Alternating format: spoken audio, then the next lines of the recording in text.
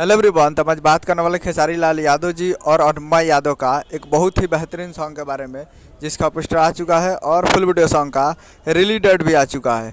और इस गाने को लिखे हैं सुदीप सागर जी और इसमें म्यूजिक दिए हैं मुलायम यादव जी। और इस गाने को गाए हैं खेसारी लाल यादव जी और अनुपमा यादव जी, जो कि आपको स्क्रीन कवर दिखाई दे रहा है। जिस सॉन्ग का टाइटल रखा गया है तीन थान, जिसका टाइटल है तीन थान। और वीडियो में खेसारी लाल यादव जी, पारुल यादव जी और रानी और रक्षा गुप्ता जी। तो बहुत ही बेहतरीन सॉन्ग है। और आप लोग स्क्रीन पे देख सकते हैं तीन हीरोइनें इस वीडियो में। और ये कल सुबह में इसको रिलीज़ किया जा रहा है। Full video song release in on 5 जनवरी 2025 को सुबह 7:30 AM पे ये फुल वीडियो सॉन्ग को रिलीज़ किया जा रहा है। यानी कल 7:30 पे ये फुल वीडियो सॉन्ग के लिए तैयार रहिएगा। और खेसारी लाल यादव जी का धमाका होने वाला है तीन हीरोइनों के साथ।